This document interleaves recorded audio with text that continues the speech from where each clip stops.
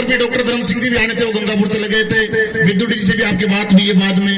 मुरलीराम जी और आपसे विशेष बात करेंगे उस पर थोड़ा सा, क्योंकि इस क्षेत्र के लिए आपने बहुत कुछ दिया है। और मैं तो केवल समाज की बात ना करके और पूरे क्षेत्र के हिसाब से ही मैं तो कहता हूँ आपने बहुत कुछ दिया है। अब ये आपसे समाज मांग रहा है और मैं चाहता हूं दोनों हाथ खोल करके आप ये बहुत बड़ा उपकार करोगे। स्पष्ट मत कहना, आपको संकेत कहना, हम जीवन भर इस मन से दिल से करो। मैं तो और ये समाज आपका कभी भी ऐसा नहीं भूलेगा। उस काम को यदि आप कर दोगे, क्योंकि वो आधा घंटे के थे, अगर पर्याप्त समय मिलता तो आप सोच भी नहीं सकते थे कि कितने लोग और कैसे चेहरे आपके सामने उपस्थित होते। और मैं अब 4 पंक्तियों के साथ बुलाना चाहूंगा कि चंद्रमा से रात्रि की शोभा, मैडम के लिए हर बार बोलता हूं मैं, हर किसी के लिए नहीं बोलता, कि जिस प्रकार चंद्रमा से रात्रि की शोभा, रात्रि से चंद्रमा की शोभा, चंद्रमा और रात्रि से इस आकाश मंडल की नभ मंडल की शोभा है, उसी प्रकार जल से कमल की, कमल से जल की, जल और कमल से पूरे सरोवर की शोभा होती है। कंगन से कलाई की, कलाई से कंगन और कंगन और कलाई से हाथ की शोभा होती है। उसी प्रकार आपसे इस क्षेत्र की, इस क्षेत्र से आपकी और इस क्षेत्र और आप और इस क्षेत्र से हम सब की पहचान है, हम सबका गौरव है। एक बार जोरदार ताली के साथ मैडम को बुलाएं और काम से आप विलंब से करो, लेकिन मेरा निवेदन है उस काम को पूरे समाज की ओर से जब घी डलेगा और जब दीपक जलेगा पूरे समाज को दिखेगा कि इस समाज के लिए कौन जीता है, इस समाज के लिए कौन करता है। मैं समझ सकता हूं और पूरी उम्मीद है बहुत जल्दी आपका इस विषय में एक अच्छा बात करके अच्छा संकेत इस समाज को मिलने वाला है। एक बार जोरदार ताली के साथ मैं आदरणीय विधायक महोदय को आहूत करता हूं उद्बोधन के लिए। परम सम्मानीय यहाँ पर विराजमान इस ट्रस्ट के अध्यक्ष श्रीमान जगदीश जी बिदुड़ी साहब, रतिराम जी डोई, गिरिराज जी एडवोकेट, और अभी आपके बीच में जोशीला भाषण दे रहे हमारे बीच में बड़े भामाशा मुरलीराम जी गुर्जर जो कि किसान क्रांति सेना के अध्यक्ष हैं, विजेंद्र सिंह जी जोलंदा सरपंच साहब, हमारे यहाँ कांग्रेस पार्टी के ब्लॉक अध्यक्ष भाई तुलसीराम जी, पिंटू जी जिडवाड़ा सरपंच, देवलाल जी जो कि हमारे यहाँ सरपंच है, जिला परिषद सदस्य बाबूलाल जी, रामकरण जी हरियाणा, सूरजमल जी जो कि हमारे वरिष्ठ कांग्रेसी हैं, और रामराज जी कसाना साहब, दामोदर जी बिंदल और सभी यहाँ पर विराजमान मेरे पिता तुल्य बुजुर्ग, यहाँ मेला कमेटी की सभी कमेटी के सदस्य, आए हुए सभी भक्तगण, सर्वप्रथम में देवनारायण भगवान के चरणों में नमन करती हूँ, प्रणाम करती हूँ। और हर वर्ष अभी मैं सुन रही थी, बात चल रही थी, मैंने कहा थोड़ा बदला बदला सा लग रहा है, तो हमारे रामराज जी ने कहा, कसाना साहब ने, कि आप बहुत दिनों में आए हो। मैंने कहा सब लोग बहुत दिनों में आए क्योंकि 2 साल का कोरोना था और मेला नहीं लग पाया, तो हम सभी बीच में 2 बार मेला छूट गया, सभी का छूटा। और मैं चाहती हूँ, अभी बहुत सारी बातें पूर्व वक्ताओं ने कही, हमारे मंच संचालन कर रहे गुरुजी भाई भरतलाल जी, इन्होंने काफी चीजें आपको बताई। और मैं कहना चाहती हूँ कि समाज को एकजुट करने के लिए माननीय स्वर्गीय कर्नल किरोड़ी साहब बैसला साहब, पिछली बार हम सब यहाँ पहुंचे थे, बैसला साहब भी आए थे और उनका सपना था, लेकिन आज हम ये नहीं कह सकते कि पूर्व वक्ताओं ने कहा कि हमारा समाज पिछड़ा है। आज समाज में बहुत जागृति आई है, समाज के बालक पढ़ने लगे हैं, समाज के बालक मंच पर भाषण देने लगे हैं, समाज की महिलाएं बहुत जागरूक होने लगी है। यह आप सबको मेरे को पता है, मैं विधानसभा क्षेत्र में घूमती हूँ और मुझे हर एक गांव के अंदर महिलाओं से मिलती हूँ, युवाओं से मिलती हूँ, बड़े बुजुर्गों से मिलती हूँ, उनके अंदर बहुत अच्छी जागरूकता आज है बच्चों को पढ़ाने के लिए। इसी क्रम के अंदर डूंगर पिछवाड़ में बालिकाओं को मैंने देखा, बालिकाएं पढ़ती नहीं थी, बालिकाएं 10वीं 8वीं पढ़कर छोड़ देती थी। और उस समय कर्नल साहब की भी यही मंशा थी कि बालिकाएं पढ़े, आगे बढ़े, IAS IPS बने, उच्च पदों पर पहुंचे। और उसी के क्रम में यहाँ पर मित्रपुरा में सबसे पहले मैंने बालिका महाविद्यालय कॉलेज खुलवाया। उसका काम चल रहा है और बालिकाएं पढ़ रही है कॉलेज के अंदर। जैसे ही घोषणा हुई सत्र शुरू हो गया और बालिकाएं फर्स्ट ईयर कर चुकी हैं। और जैसे ही कॉलेज बनकर तैयार होगा, बालिकाओं के लिए बहुत अच्छी सुविधा वहाँ पर उपलब्ध हो जाएगी। उसके अलावा मित्रपुरा में स्कूल था, वो 12वीं तक बालिकाओं का स्पेशल स्कूल 12वीं तक का करवाया, ताकि पहली से कॉलेज तक बालिकाएं पढ़े तो वो सेपरेट अपने आप को सुरक्षित महसूस करें। और आप लोगों के लिए भी ये महसूस हो आप लोगों को कि बालिकाएं हमारी सुरक्षित है और अच्छे कॉलेजों में हम भेज रहे हैं, सरकारी कॉलेज। और कई बार हम देखते हैं कि गांवों के अंदर बालिकाओं को तो भेजते ही नहीं है, पहली बात तो पढ़ने के लिए। बच्चों को भेजते हैं तो बच्चों को भी खर्चा बहुत होता है गांव के अंदर। तो मैंने सोचा कि मेरी तहसील जो बोली है, मित्रपुरा तो बाद में बनी है, पहले बोली तहसील के अंदर में ही मित्रपुरा उप तहसील आती थी। तो तहसील के अंदर से बाहर बच्चा कहीं पर भी नहीं जाए पढ़ने के लिए, यहीं पर उनको सारी सुविधाएं उपलब्ध कराई जाए। साइंस पढ़े तो बच्चा यही पढ़े, कॉमर्स पढ़े तो बच्चा यही पढ़े।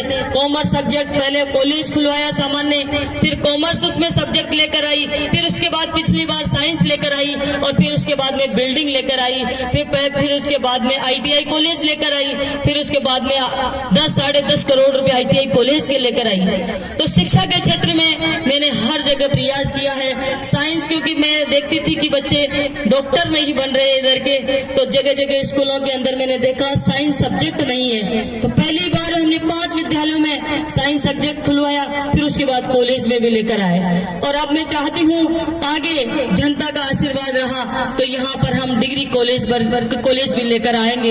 यहाँ डूंगर पिछवाड़ में मैं चाहती हूँ बोली में नहीं जाना पड़े।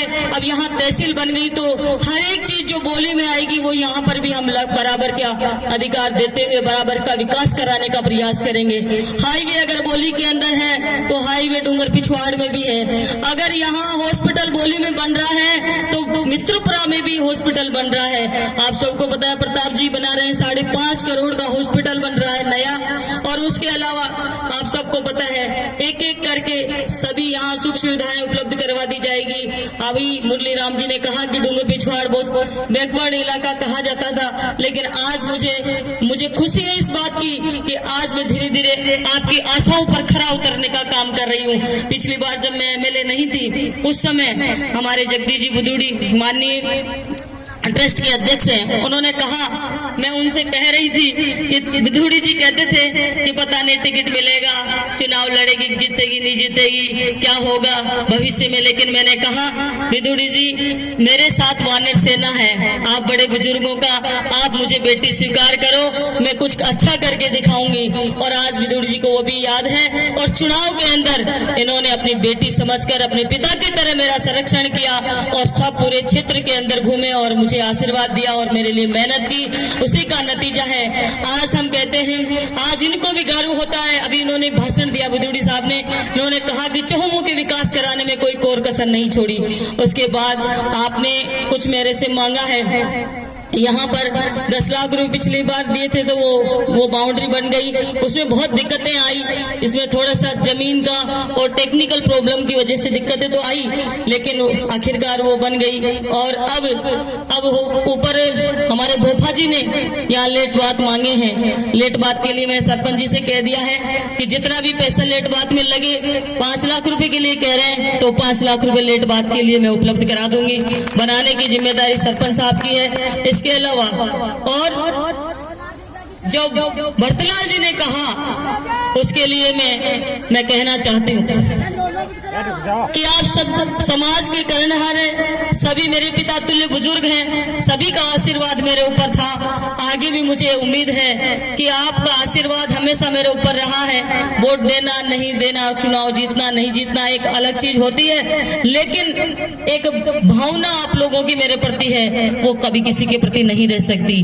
बोड़ी तहसील के अंदर, बोड़ी तहसील एक ऐसी तहसील है जिसके अंदर जब अपने की बात आती है, जब अपने की बात आती है तो सारी पार्टियां भूल जाते हैं, सारे दल भूल जाते हैं, सारी जाति भूल जाते हैं और एक तरफा अपने बोली का अधिकार लेने के लिए सारे व्यक्ति लामबंद हो जाते हैं। आज उन्हीं चीजों को मद्देनजर रखते हुए मैंने कहा है कि सर्वे चल रहा है और सर्वे जैसे ही कंप्लीट होगा आपका वो अलग ही दिखेगा और उसके बाद में हम आपको भरोसा दिलाती हूँ कि उस काम के अंदर हम सफलता भी हासिल करेंगे।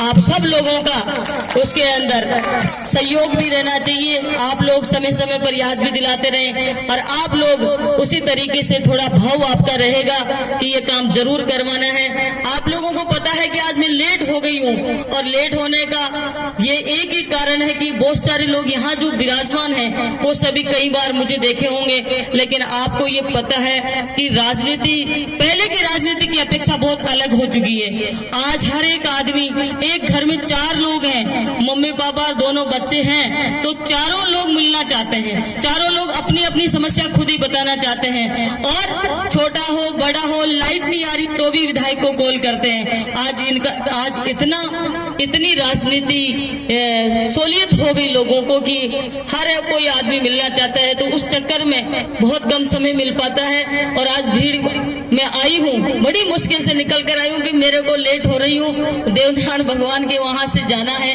तो आप सबका इतना ही आशीर्वाद मेरे ऊपर है और मैं समझती हूँ भरोसा है आप लोगों का, इस जनता का, इस विधानसभा क्षेत्र की आम जनता का भरोसा है तो ही काम लेकर वो आते हैं। इससे मुझे दुख नहीं होता लेकिन अच्छा लगता है।